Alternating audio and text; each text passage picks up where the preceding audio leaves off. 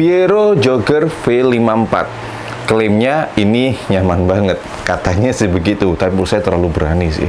Karena kalau menurut saya, sepengalaman pemakaian saya dengan sepatu ini nyaman sih. Tapi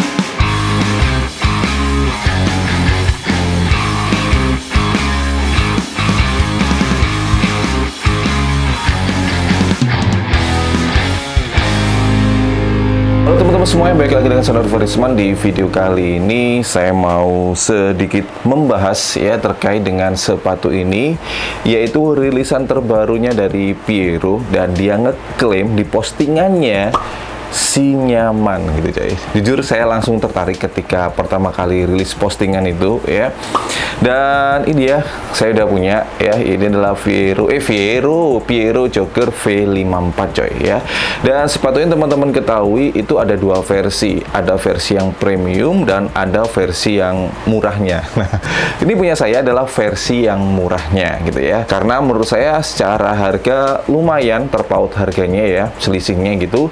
Kalau versi yang murahnya ini adalah 500-an ribu rupiah, dan versi yang premiumnya itu 600-an ribu rupiah. Kalau nggak salah adalah 649 ribu rupiah. Wih, lumayan ya. Dan di video kali ini saya mau lebih ke sharing ya terkait dengan pengalaman pemakaian saya dengan sepatu ini dari awal rilis sampai kemarin. Udah beberapa kali sepatu ini saya pakai, dan apakah bener klaimnya si nyaman, dan sepatu ini ketika dipakai apakah emang beneran nyaman. Disclaimer aja, pastinya yang saya sampaikan di sini pendapat-pendapat saya terkait dengan sepatu ini pastinya beda dengan teman-teman ya, karena pastinya bentuk anatomi kaki kita itu udah pasti beda gitu coy. Dan di sini tipe kaki saya adalah wide alias lebar. Sebelum lanjut sharing pengalaman pemakaian saya dengan sepatu ini, saya mau kasih lihat detail-detailnya dulu coy. Oke, konsepnya sendiri di sini adalah sepatu dengan running style gitu ya, tapi ini bisa saya katakan adalah sepatu yang chunky shoes coy.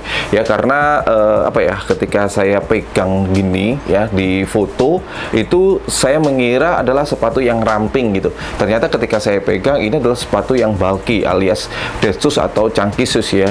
Terlihat banget yaitu di bagian sole ini, ketika kalian lihat dari belakang gini coy, ini terlihat lebar banget di bagian sole-nya ya. Dan terlebih ketika kita pakai dan kita lihat dari atas itu terlihat benar-benar sepatu ini wide banget gitu di bagian bawahnya ya. Untuk materialnya sendiri di sini versi yang murah ini dengan versi yang premium yang harganya 600-an ribu rupiah itu sedikit ada perbedaan ya. Jadi ini saya punya yang versi 500-an ribu rupiah, jadi saya ngomongnya yang ini aja. Dan di versi 500-an ribu rupiah ini materialnya ini kombinasi ada bahan mesh, kemudian ada bahan kulit, dan di sini jenisnya adalah kulit sintetis. Dan sepatu yang versi murah ini ada beberapa colorway juga. Ini yang saya pilih adalah warna apa ya gini nih. Saya lupa coy, saya tulis di sini aja lah, saya lupa ya. Dan di sini menurut saya kombinasi warnanya ini cakep banget. Dan kemudian di bagian tangnya ini ada nama Piero, kemudian ada list keepernya. Untuk di bagian liningnya ini dia menggunakan bahan yang namanya adalah Mary Mesh. Kemudian di bagian belakang sini ada material leather lagi. Ini sekali lagi adalah kulit sintetis dan ada nama Piero-nya juga. Dan untuk sole-nya sendiri tipikalnya saya suka. Ini benar-benar empuk banget. Part yang paling saya demen adalah di bagian outsole-nya ya. Sorry banget kalau terlihat kotor ya, karena sepatu ini udah beberapa kali saya pakai coy ya. Di sini udah ada lapisan lagi yang warna hitam-hitam ini. Ini adalah rubber yang membuat sepatu ini tentunya nggak licin. Jadi jangan khawatir kalau kalian pakai sepatu ini di trotoar pas lagi musim hujan itu kan biasanya licin ya. Ketika pakai sepatu ini aman coy. Menurut saya ini udah lebih baik daripada versi Jogger yang kemarin rilis edisi 8 tahun itu yang banyak warna. Itu kan sole-nya ya sama sekali nggak ada lapisan rubbernya, dan itu menurut saya rawan licin coy. Di sini untuk sole-nya sendiri dia diberi nama adalah Neo Light Foam. Untuk sole-nya teman-teman bisa lihat ya, flat. Dia nggak ada arch supportnya. Nah, di sini yang mau saya notice ya dari sepatu ini adalah masalah kerapian coy. Sayang banget gitu ya untuk sepatu yang udah diklaim nyaman, otomatis kita pasti berekspektasinya tinggi banget, dan kemudian secara harga jual lumayan lah ya. Ini yang paling murah aja setengah juta coy ya, atau 500-an ribu rupiah gitu. Di sini saya kurang begitu srek gitu ya dengan di sini ya, teman-teman bisa lihat. Di bagian sole-nya ini kan ada yang warna kayak bahan uppernya ya, warna uppernya sorry, ini kayak hijau-hijau gini coy. Ini apa ya? Ini kayak diwarnai gitu ya. Saya kurang tahu lebih tepatnya apa, tapi yang pasti ini bukan material leather juga ini. Dan ini kalau misalkan ada kurang rapinya itu bakal kelihatan banget gitu ya. Saya lebih prefer udah warnanya dibuat sama aja gitu. Jadi nggak perlu ada ini, karena apa? Nggak terlalu berpengaruh gitu menurut saya, malah justru jadi bumerang kalau misalkan ada nggak rapinya seperti punya saya ini. Di bagian ujung-ujungnya kan gitu kelihatan nggak rapi ya, jadi malah kelihatan bahwa sepatu ini secara detail kurang rapi gitu. Terlebih di sini lem-lemnya ya ada sedikit kelihatan, plus di sini masalah jahitannya coy ya, banyak sekali benang-benang sisa-sisa jahitan yang apa ya muncul-muncul gitu.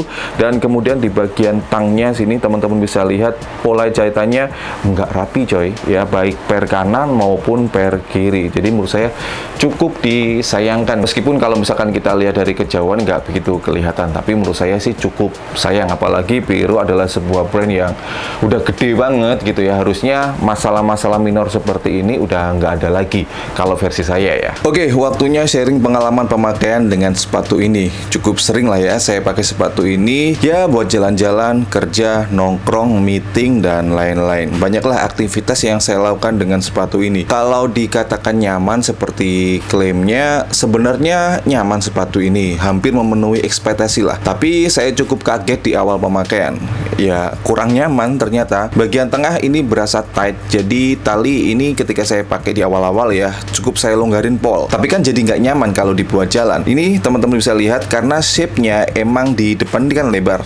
Kemudian di tengah ini super ramping. Tapi setelah beberapa kali pakai baru deh nyaman. Tapi itu ya cukup lama ya. Intinya mah sering dipakai aja biar cepet adaptasi antara kaki dan sepatu. Tapi jujur ya, saya lebih seneng karakter nyamannya Jogger yang sebelumnya. Itu tuh yang saya punya adalah versi yang ulang tahun 8-nya Jogger kemarin. Itu sekali pakai langsung nyaman pak. Dan untuk size saya sarankan true to size ya. Di sini saya pakai size 43. Semisal dari teman-teman ada pertanyaan, bang mending yang premium atau yang murah ini aja? Ya kalau ada rezeki lebih yang premium lah ya, karena detail materialnya lebih asik dan warna-warnanya lebih keren. Tapi kalau emang pemakaian untuk daily dan rezeki cukup untuk yang murah aja, yang 500-an ribu rupiah, ya udahlah pakai itu aja. Kayak saya ini nggak apa-apa karena udah keren dan dipakai buat daily sebenarnya ya nyaman banget gitu ya. Yang terpenting antara kaki dan sepatu udah adaptasi. Pokoknya sering dipakai aja lah coy. Baik, segini dulu untuk video kali ini terkait dengan sedikit sharing saya pengalaman pemakaian dengan si nyaman ini. Dan menurut saya emang sih nyaman ya, tapi masih ada tapi-tapinya yang udah saya share tadi ya.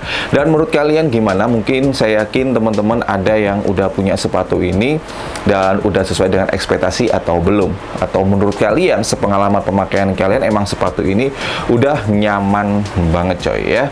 Dan buat teman-teman yang pengen beli sepatu ini, untuk link pembeliannya udah saya letakkan di kolom deskripsi di bawah. Sekali lagi ada dua versi ya. Ada yang versi murah punya saya ini adalah 500-an ribu rupiah. Ada versi yang premiumnya, yaitu di bagian depannya ini ada bahan sweatnya gitu kalau nggak salah, dan detail-detail lainnya tentunya. Itu harganya adalah 600-an ribu rupiah. Tapi saya nemu di e-commerce ada toko yang ngejualnya di angka 400-an ribu rupiah. Saya cek dari performanya sepertinya mantap. Tapi nggak tahu deh teman-teman, nggak saya sarankan beli di toko itu. Tapi kalau misalkan mau beli, linknya udah saya letakkan di kolom deskripsi di bawah. Kalau mau lebih aman ya beli dari official store-nya langsung dari Pirro ya. Terima kasih buat teman-teman semuanya yang udah nonton, dan enaknya di next konten bahas brand lokal apa lagi, komen di bawah ya. Terima kasih teman-teman, selalu dukung, bangga dan pakai brand lokal karena lokal istimewa. Saya Nurfarisman.